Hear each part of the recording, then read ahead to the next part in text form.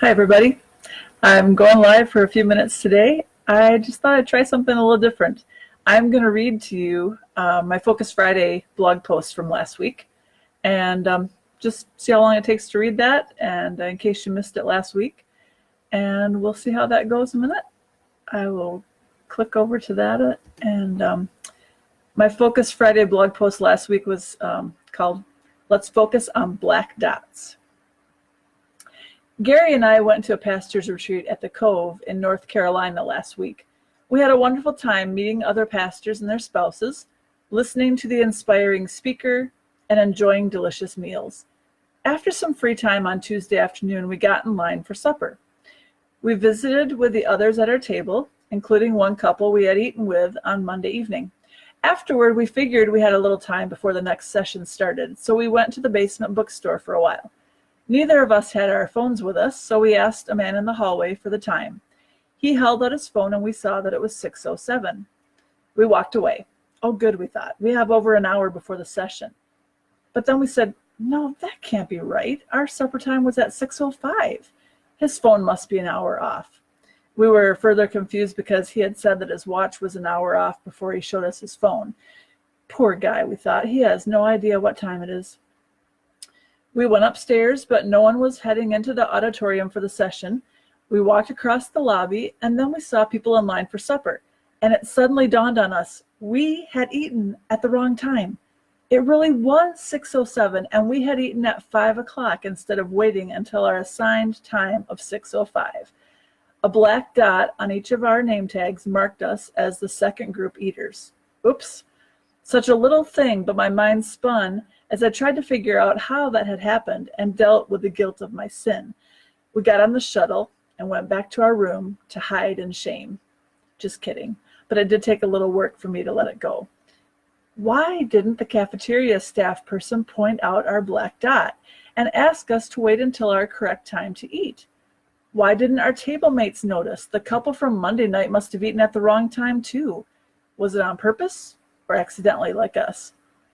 The next morning we saw that their name tags had no black dots, so they must have eaten late on Monday night. I started pondering some comparisons between our mistake and the problem of sin. We were completely oblivious to our mistake. Could it be that some people are completely oblivious to the sins they're committing? They think they're doing the right thing, so they have no reason to feel any shame or guilt. Sometimes people don't believe the truth when they hear it, like we did with the man who told us it was 6:07. He can't be right, we reasoned, but he was. People may be very willing to change if they are just made aware of their sin. If someone had pointed out our black dots when we were in line, we would have quickly gotten out and waited until it was the right time to eat. Rules are there for a reason. The name tags with and without black dots divided our group in half, so we all fit in the dining room. It was a good policy.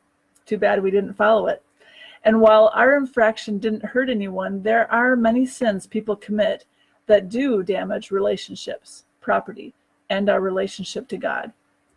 People need to be more willing to point out sin, gently and with love. I'm glad the staff didn't point at us and yell, "Black dots, black dots!" But if they had lowered their voice and reminded us of our eating time, we would have gladly complied. Can we figure out how to do that with the people in our lives? On this Friday, this Good Friday of Holy Week, how wonderful that we can focus on Jesus' death on the cross. His sacrifice covered all the black dots of sin in our lives. And when the time is right, we'll join him for that incredible feast in heaven. How much more then will the blood of Christ, who through the eternal Spirit offered himself unblemished to God, cleanse our consciences from acts that lead to death, so that we may serve the living God? Hebrews 9:14. And then I had a couple questions at the end of the blog. Do you believe that Jesus' death on the cross takes away all of your guilt and shame? How can focusing on God help you to notice any black dots of sin in your life and confess them so you can be forgiven completely and forever? So that was last week's Focus Friday blog. I'll be working on tomorrow's blog post today later. And if you haven't already done it, I would just love it if you would go over to robinmulder.com. That's Robin with a Y, remember?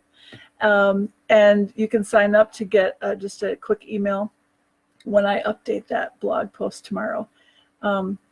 Thank you for listening or watching this live feed. And I want to do more of these things. And you can take the poll if you want to and see if you want to hear more of these read out loud or what. But I think that's all for now because I'm starting to blush and getting embarrassed. But I hope you guys have a good week. Thanks for watching. Bye.